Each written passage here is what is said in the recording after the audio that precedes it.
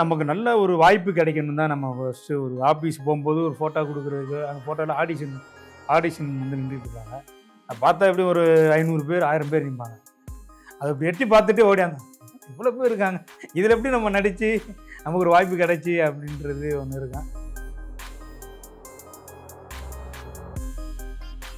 படத்துல நடிச்சதுக்கு அப்புறமா நிறைய பேர் உங்களோட கேரக்டர்லாம் பார்த்துட்டு என்னெல்லாம் சொன்னாங்க? இந்த மாதிரி ஃபோன் பண்ணுவாங்க, பார்த்தையா அந்த படத்தில் ஒன்று ஏமே அந்த இது வந்து பயங்கரமாக மிரட்டியா ஆட்டோ அப்படின்னா, சூப்பராக இருந்துச்சியா, நல்லா நல்லா பண்ணியிருந்தையா அப்படின்னு இருக்காங்க.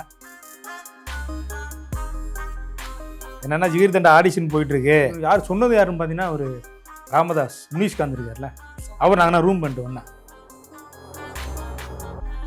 சினிமா மேலே எப்படி உங்களுக்கு இன்ட்ரெஸ்ட் வந்துச்சு, இந்த சினிமாக்குள்ளே எப்படி வந்தீங்க, உங்களோட ஜேர்னி பற்றி எங்களுக்காக சொல்ல முடியுமா? படம் பார்க்குறோம்னு என்ன திடீர்னு பார்த்தா ரஜினி சார் மாதிரி பார்த்தோன்னா ரஜினி சார் மாதிரி மறுநாள் பசங்கள்கிட்ட பண்ணுறது, சும்மா ஒரு சட்டை இப்படி கழட்டி விட்டு பட்டன் நம்ம முடியனா அப்படி தூக்கி போட்டு இப்படி வந்து இடவா சொல்லு என்னடா அப்படின்றா பேசுறது. இன்னைக்கு வந்து நீங்க எல்லா வேலையும் பார்த்துக்கிட்டு சினிமாவில் இருக்கிறது தப்பே கிடையாது. எல்லா வேலையும் பார்த்துட்டு தான் வீட்டில் அவ்வளோ திட்டுவாங்க. நீங்கள் என்ன எடுப்பு பாருங்க, ஏன்னா நீங்கள் சொந்தமாக வண்டி வாங்கி கார் வாங்கி ஓட்டுங்க. ஏன் நீங்கள் அப்படி பண்ணால் நமக்கு பண்ண முடியாதுன்னு இல்லை. அது நம்ம என்னடா எவ்வளோ நாள் நம்ம சினிமா நேசிச்சோம் வந்தோம்.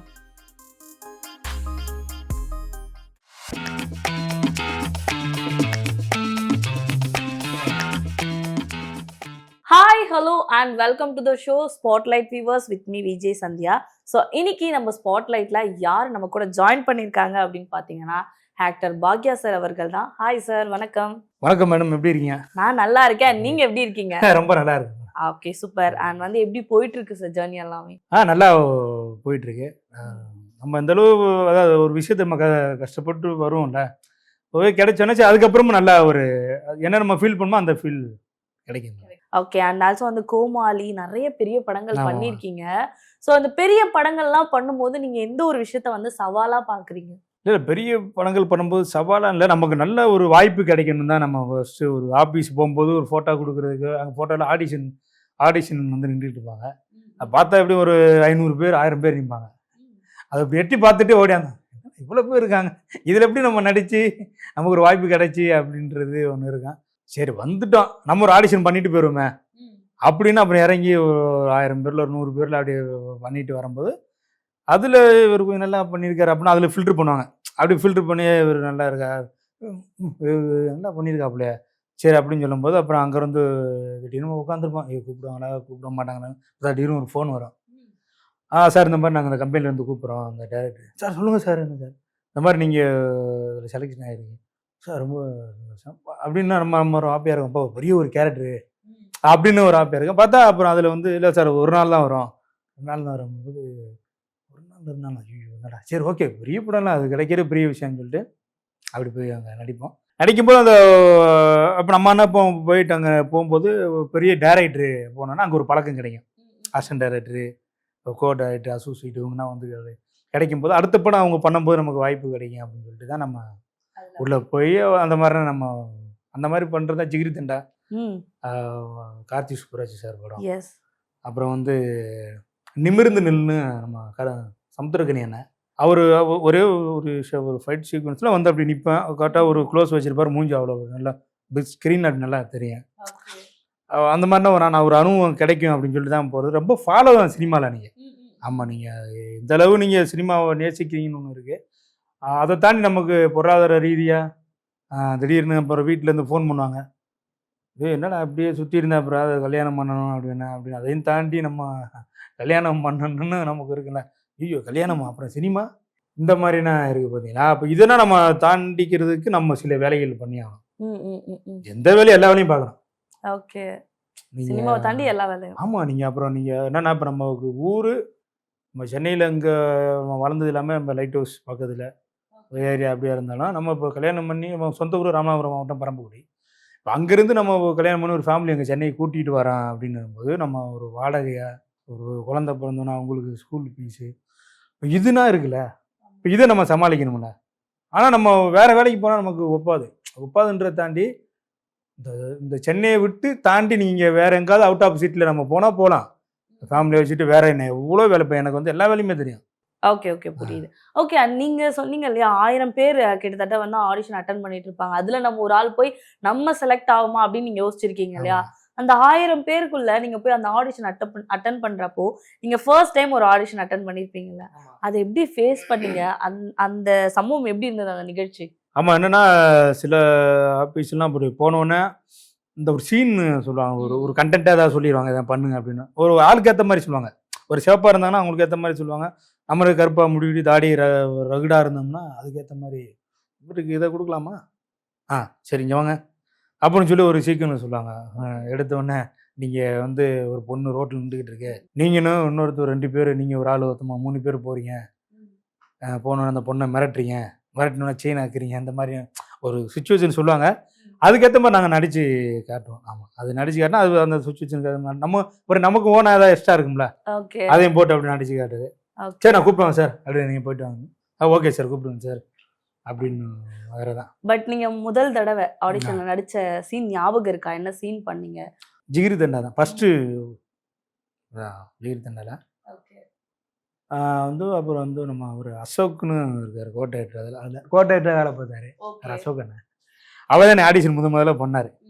என்னன்னா ஜிகிர் தண்டா ஆடிஷன் போயிட்டு இருக்கு அப்படின்னு சொல்லும்போது, அந்த ஜிகிர் தண்டா ஆடிஷன் இந்த மாதிரி போயிட்டு இருக்கு. யார் சொன்னது யாருன்னு பார்த்தீங்கன்னா, ஒரு ராமதாஸ் முனிஷ்காந்த் இருக்கார்ல, அவர் நாங்கள் ரூம் பண்ணிட்டு ஒன்றா வாய்ப்பு தெரியும் போனால் அவர் இப்போ நான் சில ஆஃபீஸில் ஷேர் பண்ணுவேன் இங்கே இருக்கு. அப்போ அவர் எனக்கு சொல்லுவார், இந்த மாதிரி போங்க உங்களுக்கு கரெக்டாக இருக்குது, இந்த மாதிரி ஆட்கள்லாம் கேட்குறாங்க அப்படிங்கிறப்போ அப்புறம் நான் அந்த ஆஃபீஸ் போகும்போது ஆடிஷன் சொன்னார். ஒருத்தன் வந்து நீங்கள் வந்து மதுரையில் ஒரு சேது அப்படின்னு ஆஃபீஸுக்கு வருவார், அவரோட ஆள் நீங்கள் அங்கேருந்து ஒருத்தர் புதுசாக வந்து அந்த ஏரியாவுக்குள்ளே வந்துடுவான், வந்துட்டு தெனாவட்டா பேசுவான். அப்போ நீங்கள் வந்து அவனை மிரட்டி, நீங்கள் அவனை மிரட்டி அவனை வந்து பயமுறுத்தணும், என்ன பண்ணுவீங்க அப்படின்னு கேட்கும்போது அப்புறம் சில ஆடிஷன் பண்ணேன்.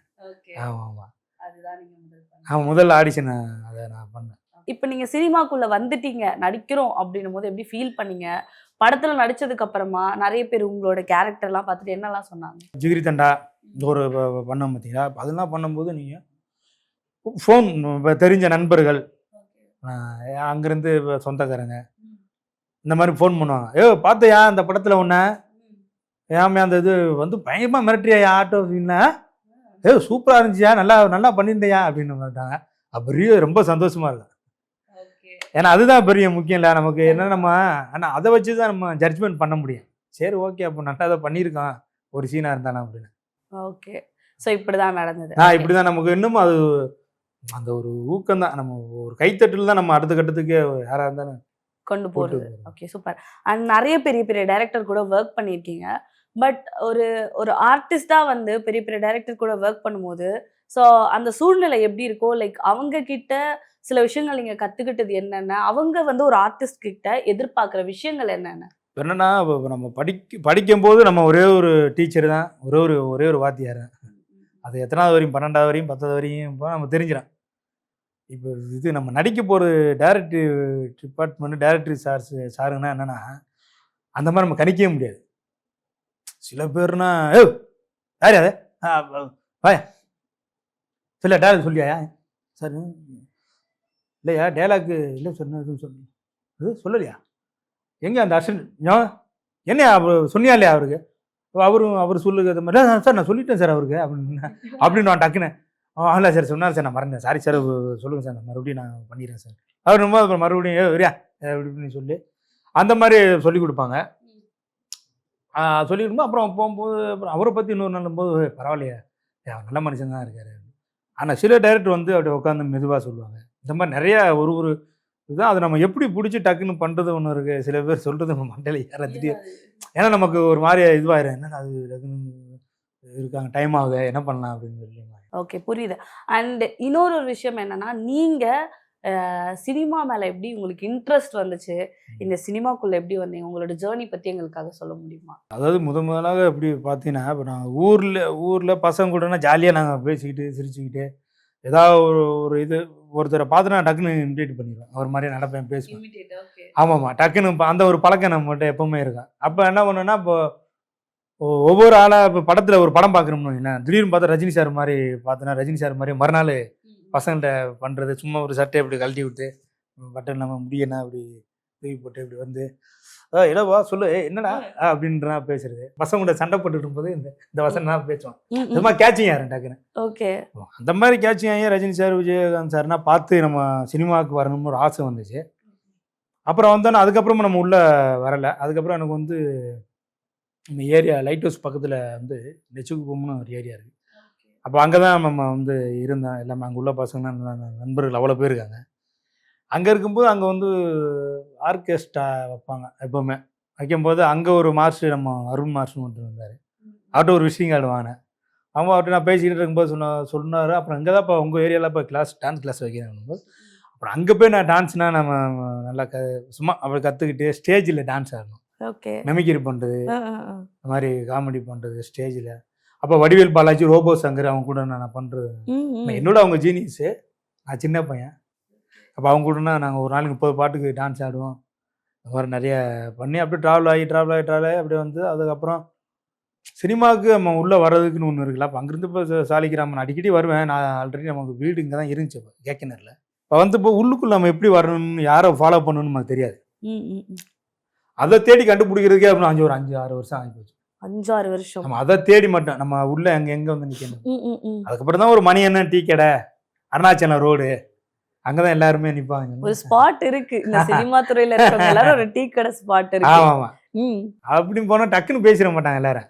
புதுசா இருக்கான்னு சொல்ல அப்புறம் டெய்லி வரணும். அப்புறம் வந்து பார்த்தீங்கன்னா அப்புறம் கூப்பிடுவாங்க, பாஸ் வணக்கம் பாஸ் அப்படின்னு. இன்னும் ஆர்டிஸ்டான்னு கேட்பாங்க. சார் நீங்க வந்திருக்கீங்க. அப்போ அந்த மாதிரி ஒரு பழக்கம். அதில் பழக்கும் போது நம்ம எப்படி அதை யார் கூட பழகுறோம் அப்படின்னு ஒன்று இருக்கு. அதை தேடி கண்டுபிடிக்கே ரொம்ப அப்படி இருந்தால் எனக்கு அப்படி பழகினது தான் நான் ஒரு மியூசிக் வந்து காலி வந்து நிறையா பேர். ஆமாம், அப்படி ட்ராவல் பண்ணி அப்படி இப்படி போய் சினிமா எல்லாரையும் அந்த இது எடுத்துக்காது, டக்குன்னு வாய்ப்பு கொடுத்துடாது. நான் சொன்னேன் 25 படம் நடிச்சிருக்கேன், சின்ன சின்ன சின்ன சின்ன சின்ன சின்ன. அப்போ மிரல்னு ஒரு படம், ஃப்ரெண்டு சக்தி, அவன் நான் ஒன்றா வாய்ப்பு தேடி ஆளுங்க. அவன் தான் எப்போ சொன்னான். அப்புறம் திடீர்னு நான் டேரக்ஷன் போகிறேன் மச்சான், கற்றுக்கிறேன் அப்படின்னு சொல்லிட்டு அவன் டேரக்ஷன் போய் ரொம்ப நாள் கற்றுட்டு அப்புறம் மச்சான் நான் ஒரு படம் பண்ண போகிறேன். எப்போவுமே சொல்லுவேன், நான் படம் பண்ணால் நீ இல்லாமல் நான் படம் பண்ண மாட்டேன் மச்சான். அதே மாதிரி மிரல்னு ஒரு படம், பரத் ஹீரோ, வாணிபாச்சு ஹீரோனு. இவங்க பண்ணும்போது அதில் பால்காரன்னு ஒரு கேரக்டர், ரோட்டு கேரக்டர் ஒன்று போட்டுதான். அந்த மாதிரி தான் என் நண்பன் பிரசாந்த் பாண்டியராஜன். ஓகே. ப்ரூஸ்லி, அப்புறம் வந்து ப்ரூஸ்லி, விலங்கு, மாமன். இப்போ இது வந்து இந்த படத்தில் வந்து அவர் ஹீரோவாக நடிச்சிருக்காரு வெப்சீரியில் வாரண்டில். டேரக்டர் வந்து விக்கின்னு அந்த டேரக்டர். பிரசாந்த், இந்த மாதிரி ஒரு 10 டேரக்டர் நம்மளை கண்டிப்பாக நம்ம பண்ணால் கொடுக்கணும் அப்படின்ற மாதிரி கொடுப்பாங்க. ஆமாம், அந்த மாதிரி தான் அமைஞ்சது இந்த வாரண்டு. Okay, super. அண்ட் இப்போ நீங்கள் நிறைய படங்கள் பண்ணாலுமே இந்த சினிமாவில் இந்த சஸ்டெயின் பண்ணுறது, அதாவது வந்து இந்த ஃபீல்டில் தக்க வைக்கிறது அப்படின்றது எப்படி வந்து என்னென்ன பண்ணால் நம்ம சினிமாவில் இருக்க முடியும்? அண்ட் இதுக்காக ஒரு ஆர்டிஸ்டாக என்னென்ன விஷயங்கள் பண்ண வேண்டியது இருக்குது? இல்லை என்னென்னா, சினிமா பொறுத்தளவு நீங்கள் டெய்லி பயிற்சி முறித்து கற்றுக்கணும். நடிப்போ இதுவோ எல்லாமே கற்றுக்கணும். டேரக்டர் சார்னா ஃபாலோ பண்ணணும். ஏன்னா அவங்க நினச்சா நமக்கு நல்லா வாய்ப்பு கொடுப்பாங்க. திடீர்னு அவங்க கூப்பிட்டு நம்ம ஒரு விஷயம் பண்ண சொல்லும்போது நம்ம பண்ணணும் அந்த இடத்துல. அதுக்கு நம்ம தயாராக இருக்கணும். ஆமாம் ஆமாம், என்னடா சொதப்புறானே அப்படின்ட்டாங்கன்னா அப்புறம் அதையும் தாண்டி கொடுக்குறதுக்கு சில டேரக்டருங்க இருக்காங்க. சரி பரவாயில்ல வா, நான் பார்த்துக்கிறேன், நான் சொல்கிற மாதிரி நீ பண்ணு, என்ன வா இப்படி பண்ணு அப்படின்றது டேரக்டரும் இருக்காங்க. ஆமாம், இதுக்கு எல்லாமே தயாராக இருக்குன்னா பட்டு நீங்கள். ஆனால் அன்னைக்கு உள்ள காலகட்டம் வேறு சினிமாவில். இன்னைக்கு வந்து நீங்கள் எல்லா வேலையும் பார்த்துக்கிட்டு சினிமாவில் இருக்கிறது தப்பே கிடையாது. நான் எல்லா வேலையும் பார்த்துக்கிட்டு தான் இருக்கேன். ஏன்னா ஃபேமிலி இங்கே இருக்காங்க சென்னையில். உங்களுக்கு ஒரு வாடகையாக இருக்கட்டும், ஸ்கூல் ஃபீஸாக இருக்கட்டும், சாப்பாடு செலவாக இருக்கட்டும், அதுக்கே நம்ம மாதம் என்ன தேவைப்படும். அப்புறம் நீங்கள் சினிமாவில் அதை தாண்டி நம்ம சினிமாவுக்கு போகணும். நம்ம வாய்ப்பு கிடைக்கணும். வீட்டில் அவ்வளோ திட்டுவாங்க, நீங்கள் வெளிநாடு போயிருங்க, ஏன்னா நீங்கள் சொந்தமாக வண்டி வாங்கி கார் வாங்கி ஓட்டுங்க. ஏன் நீங்கள் அப்படி பண்ணால் நமக்கு பண்ண முடியாதுன்னு இல்லை. அது நம்ம என்னடா இவ்வளோ நாள் நம்ம சினிமா நேசித்தோம் வந்தோம், இவ்வளோ படமும் பண்ணியிருக்கோம் சின்ன சின்ன கேரக்டர், அப்புறம் இதை விட்டு நம்ம மறுபடியும் போகிறதா? ஐயோ, அப்புறம் எல்லா வேலையும் பார்ப்போம், ஃபேமிலிக்கு எந்த பிரச்சனையும் இல்லாமல் நம்ம பார்த்துக்குறோம். ஆனால் சினிமாவில் நம்ம ஒரு விஷயம் பண்ணணும்டா, கண்டிப்பாக நமக்கு கிடைக்கும். கண்டிப்பாக கிடைக்கும். நீங்கள் அதாவது என்னன்னா சில பேர் சினிமா நாட்கள் எடுத்துக்கிறேன், ரொம்ப நாள் அதை எடுத்துக்கிறேன். சில பேருக்கு சீக்கிரம் கிடைச்சிடும். அது ஓகே. அண்ட் இப்போ நீங்க சொன்னோனே தான் எனக்கு புரியுது. லைக் இப்போ நீங்க சினிமாலயே ஒர்க் பண்ணிட்டு அண்ட் வெளிய ஃபீல்ட் வைஸா ஒர்க் பண்ணிட்டு ஆமா. இருக்கீங்க. இந்த சேலஞ்சிங் எப்படி இருக்கு? இப்போ சடனா நீங்க ஒரு ஒர்க் பண்ணிட்டு இருக்கீங்க. அந்த டைம்ல வந்து ஒரு கதை அப்ரோச் பண்றாங்க. இந்த மாதிரி ஒரு கேரக்டர் இருக்கு கேரக்டருக்கு அப்படின்னு. ஆபீஸ் வாங்க. அந்த டைம்ல நீங்க என்ன பண்ணுவீங்க? அதுக்கேற்ற மாதிரி வேலை தான் நானும் தேர்ந்தெடுத்து பண்ணியிருக்கேன். இப்போ என் நண்பன் கடை இருக்கு, கார்டனு செடி கடை எங்கள் போரூரில் வச்சுருக்கேன். நான் அவன்கிட்ட போய் சேரும்போது சொல்லிடுவேன், மச்சான் அவன் போய் வெங்கடேஷ் மச்சான் இங்கே பாரு, நான் உனக்கு தெரியும், நான் சினிமாவில் இருக்கேன், நான் உன்கிட்ட வேலை பார்க்குறேன், திடீர்னு ஒரு 4 நாள் 5 நாள் ஷூட்டிங் கேட்டால் நான் போயிடுவேன். ஏய் போடா, அதுனா ஒன்றும் பிரச்சனை இல்லைடா. அப்புறம் அவனும் எனக்கு சப்போர்ட் பண்ணுவான். 2வது ஆக்டிங் டிரைவர் காரு, அதுவும் நான் போவேன். அது நம்ம இப்போ ஒரு 4 ஹவர் 5 ஹவர் ஓட்டிகிட்டு வந்தோம்னா டக்குன்னு போயிடலாம். நம்ம எங்கேயும் அங்கே போய் நம்ம தங்க போகல, கூப்பிட்டாலும் நம்ம டக்குன்னு போயிடலாம். அப்புறம் ஆட்டோ, இந்த மாதிரி நிறையா வேலைகள் நமக்கு அந்த சினிமாவுக்கு எந்த இதுவும் இல்லாமல், அந்த பாதிப்பு இல்லாமல் ஓடுறது. அப்புறம் நடிகர்கள் நிறைய பேர் ஃப்ரீயாக இருந்தால் வாப்பா ஒரு 10 நாள் வாப்பா வண்டி ஓட்டுறேன் அப்புறம் அப்படியும் போவேன் அவங்க கூட. போகிறது என்னென்னா அங்கே போனோம்னா அங்கே ஒரு டேரக்டர் ஒரு ஒரு பழக்கம் கிடைக்கும், ஒரு இன்ட்ரா பண்ணி வைப்பாங்க. திடீர்னு அங்கே ஒரு கேரக்டர் ஏதாவது தேவைப்படுப்பா நடிக்கிறதுக்கு, இதெல்லாம் ஒரு சினிமாவை நம்ம நடிக்கணும், வரணும், பெரிய வந்துடணும் அப்படின்றது ஒரு இந்த வெறி எல்லாருக்குமே இருக்கான். நம்ம என்ன மாதிரி நிறைய பேர் அந்த மாதிரி இருக்காங்க.